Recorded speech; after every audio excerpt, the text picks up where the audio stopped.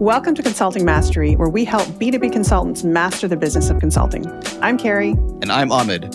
Join us as we explore the art of delivering outstanding client value, earning a higher income, and thriving in today's marketplace. Where do you think folks come up with their revenue targets? Where does that come from, especially when you're starting out? I want to make, as a new consultant in my first year, second year, I want to make X. Where does that come from? What is really fascinating is I would say like 90% of the time, it comes from how do I replace the income that I used to have? That's simple. I used to make $250,000 a year. How do I make $250,000 a year again? And that becomes the thing that I doggedly work towards for that first however many months or years, quite frankly. Yeah, I agree. I think 99% of the time, that's the thing, replace my income.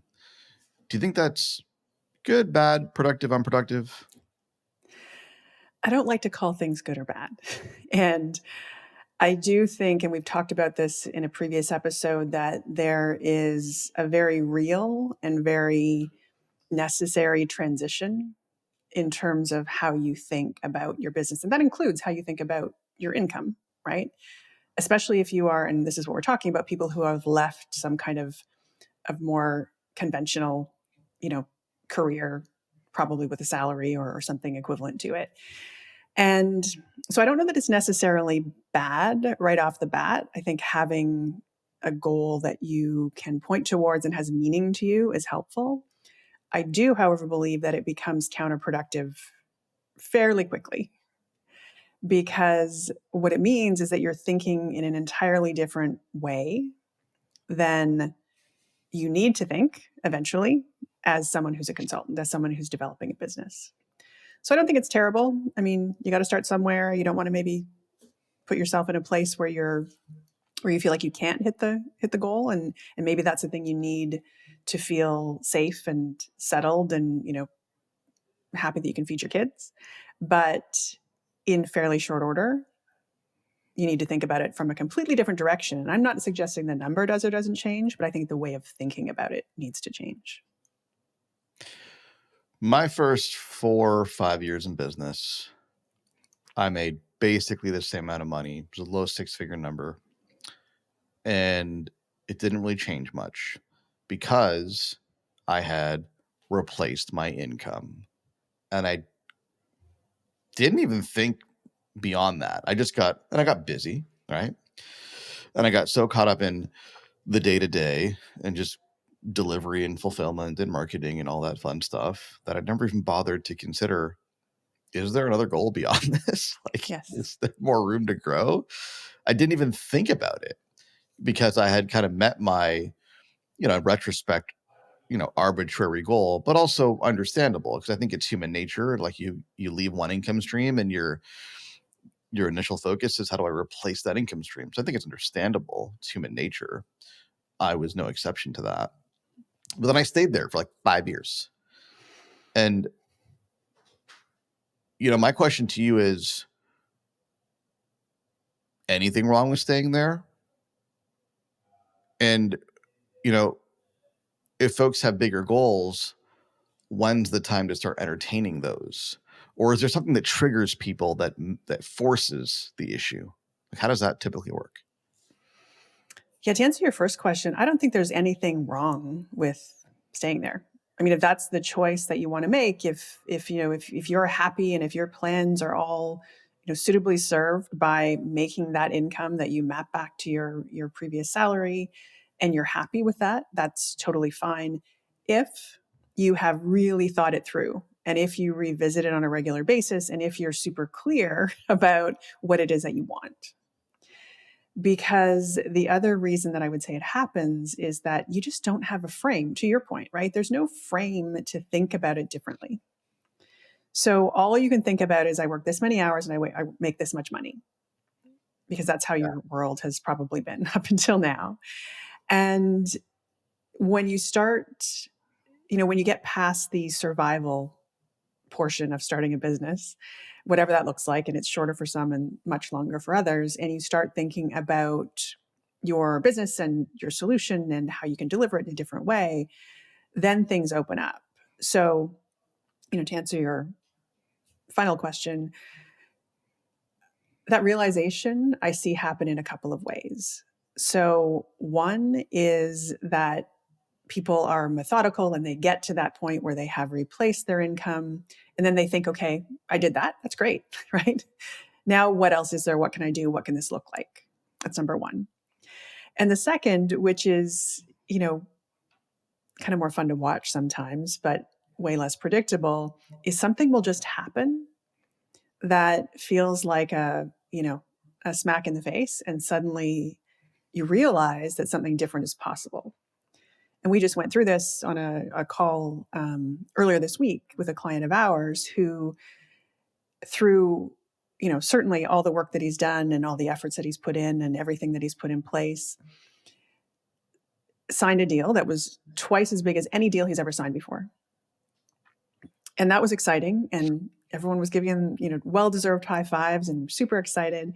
I think And the for next less thing he work too, said, if I'm not mistaken, right? Like double the deal size, less work. less Yes, work. absolutely. Yes. Very good point. Yeah. Double the, if you want to whittle it back to time for effort spent, incrementally more money. And that was great. But what was really great was the next thing he said, which is, I just realized I'm playing a whole different game. And that goal that I'd set for myself, and with him, it's funny because, that I didn't really believe, but you guys kept telling me was absolutely doable.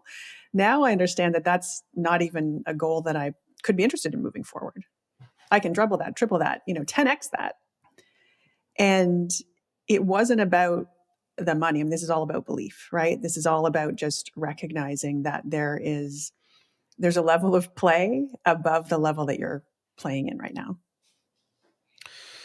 Yeah, if I think back to my experience, first of all, I'm definitely the person that didn't think deliberately about goals. I just had this goal of replacing my income. And I think, in fairness, I wanted to replace my income plus 20 to 30%.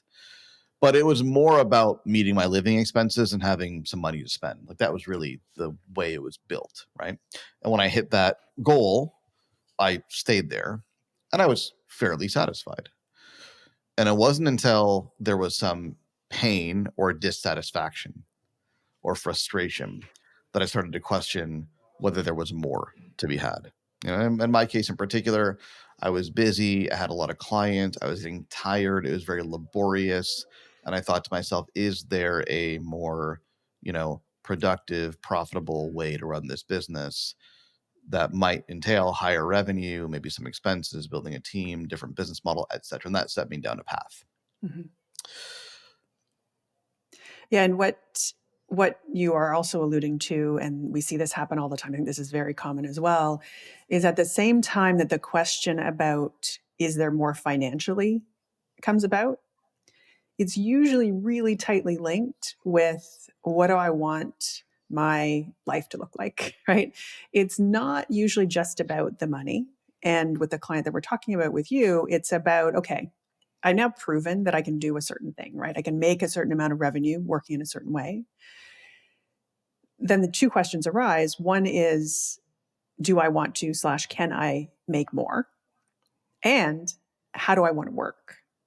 Because, your question earlier about is it okay to stay at your, replacement revenue or replacement of your income as a revenue level. Some people choose that and work half as much. Also fair. But to me, it's like that realization all happens at the same time. And I feel like it's the moment where you really step into your own as an entrepreneur. Because it's the moment where you realize, oh, wait a minute, I can decide how this goes. This is no more me just, trying to meet a goal to do a thing because, I'm kind of being bounced around by the outside world. It's the moment, or at least the beginning of really believing that you have control. You have control over your targets. You have control over your lifestyle. You have control over how much and when and, how you work and with whom you work. And that's when things can get really exciting. And to your point, like belief plays a significant role, right? So if you want to make more money, go after larger deals, receive bigger checks, so to speak. You can say you want those things, but until you fundamentally believe it's possible for you, it's likely not going to happen. And when I think through like what feeds that belief, at least from my experience, and I think this is probably true for the majority of our clients, what fed my belief that there was a bigger game to play and bigger goals to be achieved is three things. And the first one's going to throw you for a loop.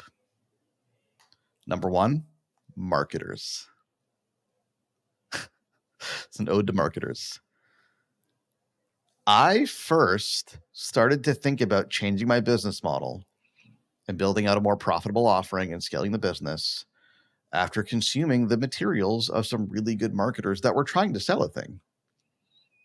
They were trying to sell a program, right? They were trying to sell a model. They were trying to sell a training. And, in many cases, I didn't buy the things, right? But their thinking influenced me. Their thinking expanded my horizons on what was possible. Their thinking set me down a path and got me excited about the path. And that continues to happen. That was one. Number two is peers. Peers. So being in the room with people who were doing the kinds of things that I saw myself doing, right? Joining masterminds, being part of peer groups, etc. The client in question that you're speaking of obviously has had several conversations with us and with their peers inside our mastermind about their business and their goals. And guess what everyone told them? You can do this. You can do this. You can do this. We're doing it. These are my results. These are my results. These are my results. So when you're in a room of people that are all doing the things that you want to be doing that you previously might have thought was not possible for you, but then you're seeing these results firsthand, all of a sudden you become a believer really quickly. And then the third one, to your point, is clients, like actual prospects and clients who write checks with your name on it. The first time that happens, like everybody remembers the biggest deal that they closed. Right. And then when you beat that record, you remember the next biggest deal because it pushes your thinking around what am I worth? And what can I charge? And everyone's got a number. Oh, my service is worth about this much.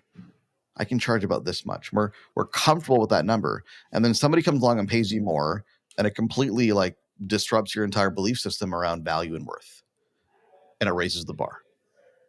So I found those three to be the marketers, peers, and clients. Those three data points, when they coalesced, really changed the game for me and expanded my horizons and what was possible. Mm-hmm. And I feel like there's a bit of a through line there, which is at the beginning, you probably have to borrow that belief, right? Most people, most, folks of sound mind and folks who are reasonable don't jump into this thing saying, okay, I'm going to make, $3 million in my first 3 months. I mean, it's concerning if someone does come at it in that way, right?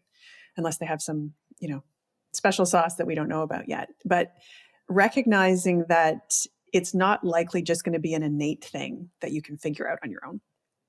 And recognizing that you need to surround yourself and gather that information and data and, connect with people and, read the books about folks who have been successful and get yourself in the right rooms and push yourself when you are out in the world selling as well. Getting to a place where you can capture all those data points means you got to get out of your own little box, right? You have to crawl out from under your desk and interact and connect and just understand what happens in this brave new world that you've walked into. Yeah. And sometimes it takes time, that's why I look back at my experience and, part of me is like, it took me 5 years to get my act together, but it took me 5 years to get my act together, Yeah. and that I think was probably necessary. I probably wouldn't have been motivated to do anything sooner because I wasn't in pain. It took me that long to kind of settle into the new dynamic and the new arrangement of being independent and being a consultant, being an entrepreneur, being a business owner, and all those things.